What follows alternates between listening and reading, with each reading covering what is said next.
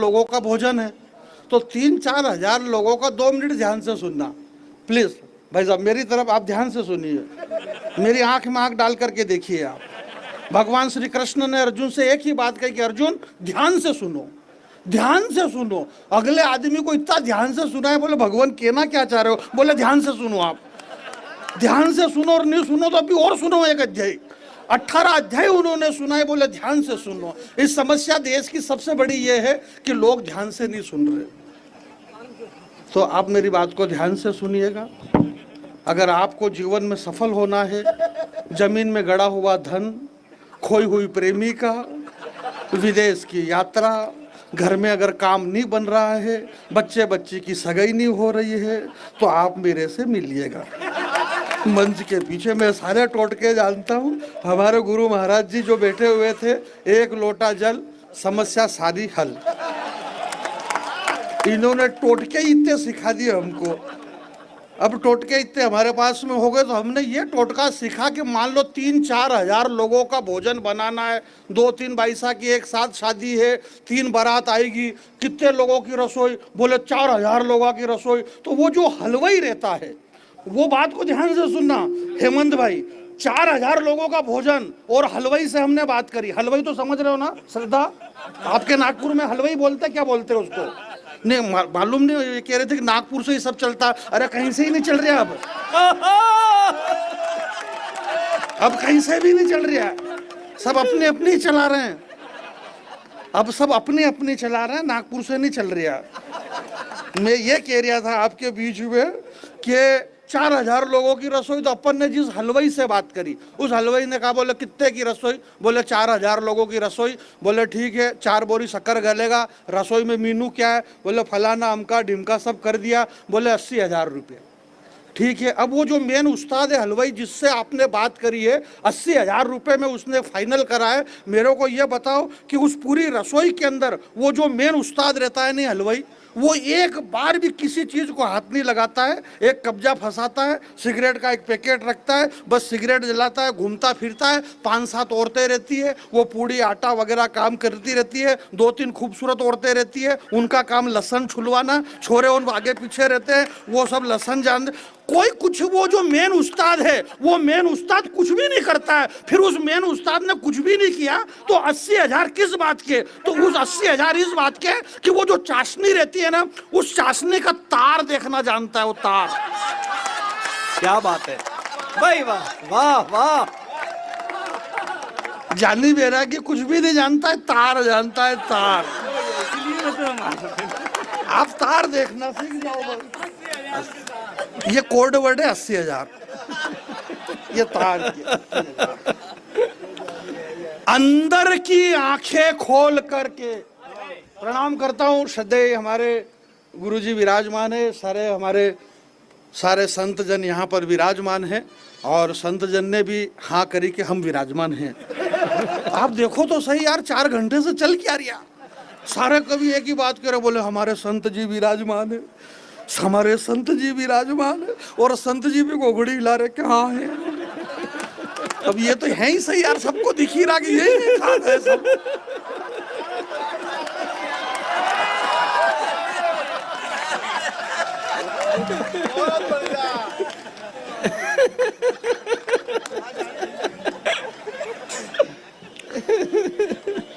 मैं ये कह रहा था कि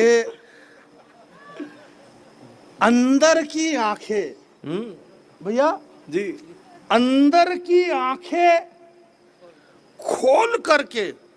पंकज भाई, आपने बहुत अच्छा कवि सम्मेलन की शुरुआत हमारे पंकज भाई ने करी, और अच्छी ओपनिंग करी इन्होंने। हमारे सौरभ भाई ने श्रेष्ठ संचालन करा। हमारे श्रीवास्तव जी श्रेष्ठ गीतकार है, मैं उनका बहुत बड़ा प्रशंसक हूँ। श्रद्धा बिटिया बहुत प्यारी गीतकार कवि, इन्होंने ओज की बहुत अच्छी रचना सुनाई। और हेमंत भाई लाजवाब, जिन्होंने कवि सम्मेलन को कवि सम्मेलन बनाया। मुकेश भाई और सौरभ भाई, इन सब ने बहुत अच्छा पढ़ा। मैं इस मंच का बहुत छोटा सा कवि हूँ। बात यह है कि परसों रोज एक कवि सम्मेलन था आष्टा के पास में, तो 2 या 3 कवियों ने कविता पढ़ी और पानी आ गया। तो प्रमोद भाई जैसे जो आयोजक थे, उन्होंने कहा, बोले कितने कवियों ने पढ़ा? बोले 2 कवियों ने। तो वो 2 में एक तो मैं खुद था।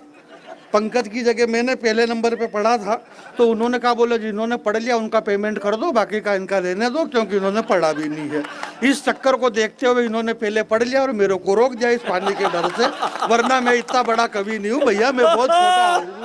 ये सारे बड़े कवि भैया, अपने को ऐसे गीत और मुक्तक छंद ऐसा कुछ भी सुनाना नहीं आता भाई। ये सारे व्याकरणबद्ध कवि हैं, इनके पास में व्याकरणों के गीत हैं, ये व्याकरण जानते हैं। मैं कुछ भी व्याकरण नहीं जानता हूँ, मैं सिर्फ कारण जानता हूँ, मैं कारण का कवि हूँ। तो मैं आपके बीच में ये कह रहा था कि जितनी चिंता हमारे भाई ने जो प्रथम शुरुआत करी, सौरभ भाई आपने संचालन श्रेष्ठ, संचालक की भी बीच बीच में तारीफ करना जरूरी, वरना ये संचालक से अगर थोड़ा सा भी बिगाड़ हो और मन में थोड़ा सा भी अगर मन मुटाव हो ना, तो इसका एक ही काम रहता है संचालक का कि अब आइए इस मजबूत इमारत को खड़ी करने के लिए, सुंदर इमारत के लिए मजबूत पत्थरों का नींव में जाना जरूरी है, और पहले नंबर पे चेप देता है आदमी।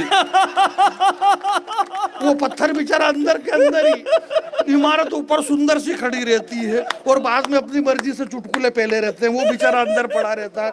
एक बार मेरे को कवि सम्मेलन में सांवरिया जी के पास में कवि सम्मेलन था, तो एक मैं रियल बता रहा हूँ हेमंत भाई, तो उस संचालक ने, तो मैं वहाँ सांवरिया जी का कवि सम्मेलन, तो मेरे ससुराल के सारे लोग आए, अरे बोले जीजा जी जा रहे तो अपन भी चलो। तो मेरी सालिया, सालिया के लड़के, सालिया के लड़के लड़की सब जो मेरे को जीजू जीजू कहते थे, आजकल जीजा के अलावा जीजू कहने लग गए।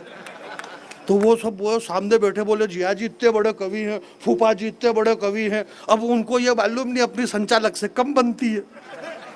संचालक ने दिया पहले नंबर पे ही चेप के मेरे, भैया अब हंसने की जरूरत नहीं, साल भर तक मैं ससुराल भी नहीं गया हूँ। इस चक्कर में वो बच्चे बच्चे यही मजाक उड़ाते, बोले जिया जी अपने अभी भी चेपने के ही काम में आ रहे पहले नंबर पे। तो इनसे सारी चीजें हैं। सनातन धर्म की ध्वजा को धारण करके जो आज भी यहाँ पर हमारे बीच में मूर्तिवत खड़े हुए हैं, जिनकी मूर्ति हमारे हृदय में विराजमान है, यहाँ पे जितने हुक्म विराजमान है, मैं एक निवेदन करना चाहता हूँ कि 85 वर्ष के गोरा बादल, तलवार लगी पेट में तो अंदर से आंतेड़े की पोटली बाहर निकल गई। तलवार लगी, अभी मैं तलवार नहीं मार रहा हूं, एक बात कह रहा हूं मैं आपको, जब तलवार लगी तो 85 वर्ष की उम्र में गोरा बादल जी के पेट फटा, अंदर से आंतेड़ियों की पोटली बाहर आ गई। उन बुढ़ापे में 80-90 वर्ष की उम्र में उन्होंने मंदिरों में जाकर के राम नाम की मालाएं का जाप नहीं किया, जो पेट से बाहर आंतेड़े आ गए थे, पगड़ी उतारी, पगड़ी को फाड़ा और उस पगड़ी से पेट को बांध करके फिर से तलवार उन्होंने उठाई, तब जाकर के ये सनातन धर्म जिंदा है। मेरे भाई, मैं आपके बीच में एक बात कहना चाहता हूं मेरे भाई, हम जिस रानी पद्मिनी और जिस महाराणा प्रताप जी के प्रातः स्मरण, दो की क्या जरूरत है, एक से ही काम चला लूंगा मैं तो। मेरे भाई मेरा एक से ही बहुत बढ़िया, मैं धाप गया हूँ, एक से भी धाप गया हूँ मैं, गले गले धाप गया हूँ मैं। और ये दो भी दूर दूर रखना है तो थोड़ी पास पास तो रखो, इस दो की कोई जरूरत नहीं यार, एक से ही बढ़िया इसको रख लो। इससे क्या है, साउंड वो होता है। क्या नाम आपका?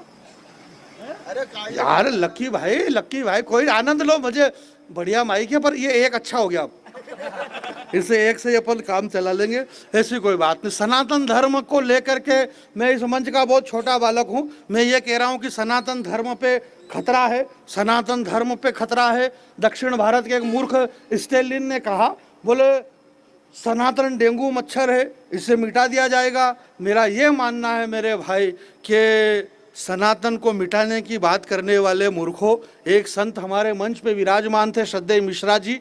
मैं एक बात आपके बीच में और खड़ी कर रहा हूँ, मैं आपसे ये नहीं कहूँगा कि आप ताली बजाना या मत बजाना, मैंने पहले ही कह दिया। मैं ये कह रहा हूँ कि अंदर की आंखें खोल कर अंतस मन को देखो। आंखें खोली कि नहीं खोली अंदर की? अंदर की आंखें खोल करके अंतस मन को देखो। सनातन की ताकत देखना है तो चलो एक बार वृंदावन को देखो।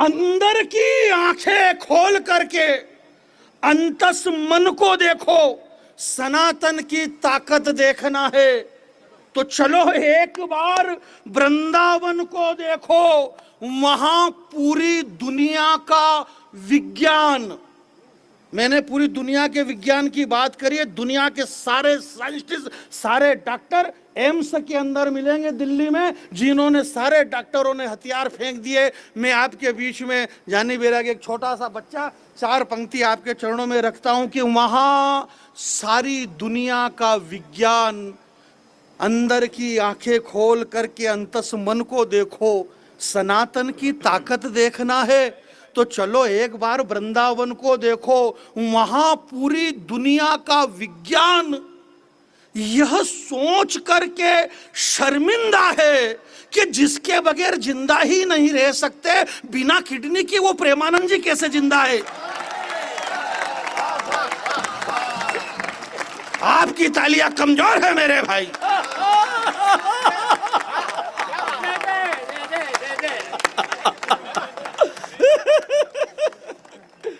बहुत अच्छे। अरे बहुत अच्छे तो क्या पर्पस उसको अच्छा मानो आप, क्योंकि अरे सौरभ भैया, मैं आपके बीच में एक बात बताना चाहता हूं कि सौरभ भाई अभी ये कह रहे थे कि हमको आप किसी पार्टी का मत समझना, हमको किसी पार्टी का मत समझना, जबकि है पार्टी की।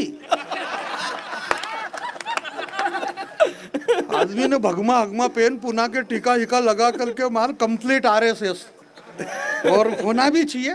मैं एक बात बता दूं मेरे दोस्त, मैं बजरंग दल में कभी नहीं गया, मैं विश्व हिंदू परिषद में कभी नहीं गया, मैं भाजपा के कार्यालय में कभी नहीं गया। सुनना मेरे दोस्त, मैं कभी आरएसएस की शाखा में सदा वत्सल्य वाला आदमी नहीं हूं। मैंने कभी भगवा और कभी तिलक जनोई नहीं लगाई। मैं कुछ नहीं जानता हूं आरएसएस के बारे में, मैं भगवा के बारे में नहीं जानता, मैं बजरंग दल के बारे में नहीं जानता, मैं विश्व हिंदू परिषद, मैं भाजपा के बारे में नहीं जानता। परंतु मैं इतना जरूर जानता हूं कि इस देश के अंदर आरएसएस, बजरंग दल, विश्व हिंदू परिषद अगर नहीं होता तो ये हनुमान चालीसा भी उर्दू में सुनाई जाती। भाई वाह वाह वाह, जिंदाबाद भाई, वाह वाह वाह वाह।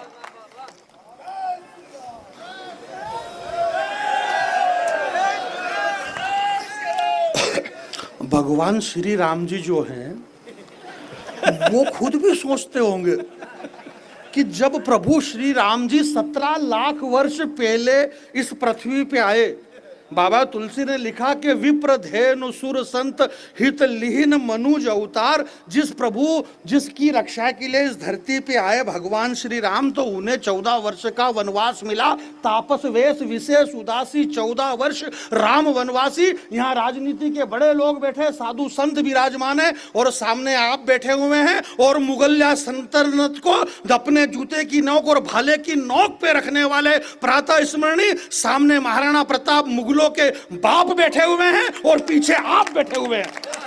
आप सबके बीच में मैं खड़ा हुआ हूं।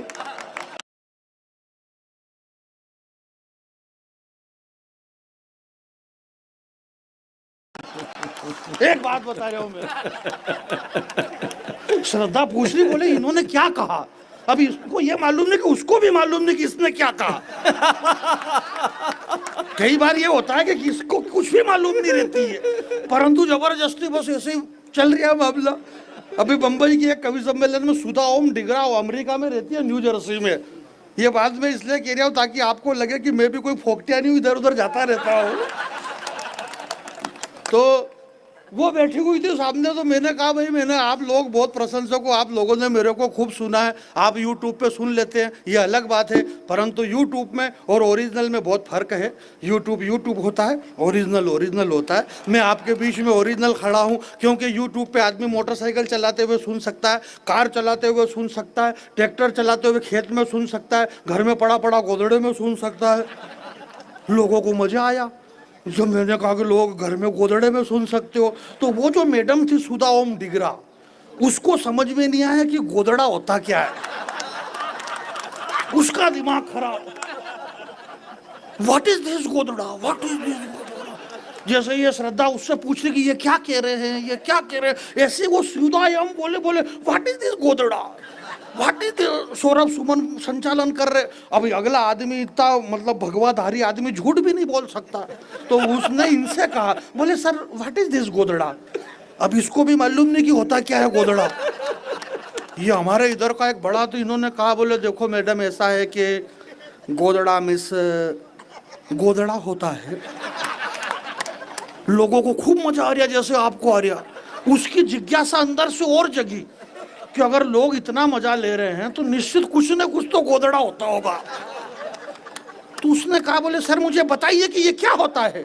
तो फिर इन्होंने बताया कि देखिए मैडम, अब ये क्या बताइए, साहित्यिक भाषा का कवि है ये, व्याकरणबद्ध कविता करने वाले लोग। इन्होंने बताया कि देखिए मैडम, ये जो गोदड़ा है ये एक ऐसा आवरण है,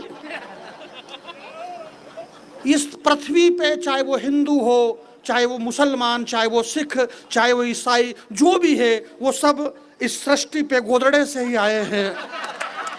उसका और दिमाग खराब, बोले क्या बात हो रही। बोले जो भी आया सब गोदड़े से ही आया है, अगर गोदड़ा नहीं होता तो कोई भी नहीं होता।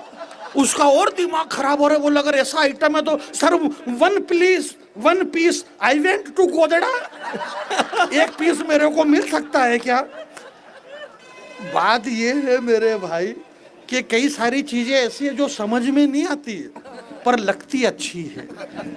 हमारी मालवी भाषा का मिठास इतना अच्छा है, चाहे हमारे पंडित मिश्रा जी हो, चाहे हमारे श्रद्धेय कमल किशोर जी नागर जी हो, हमारी बोली, हमारी मालवी इतनी मीठी है कि चाहे समझ में इन्हें नहीं आए पर आड़े तिरछे ये होंगे बराबर। ये हमारी भाषा का मिठास है, ये हमारी भाषा का आनंद है, हमारी भाषा का ये लालित्य है। इसलिए मेरे दोस्तों, मैं आपसे ये निवेदन कर रहा हूँ कि आप बिल्कुल दिमाग से ये निकाल दो अंदर से कि सनातन धर्म खतरे में है। सनातन धर्म का कोई बाल भी बांका नहीं कर सकता है, क्योंकि जो बाल बांका करना चाहते हैं उनके माथे पे बाल भी नहीं बचे हुए हैं, वो हमारा बाल बांका नहीं कर सकते मेरे भाई।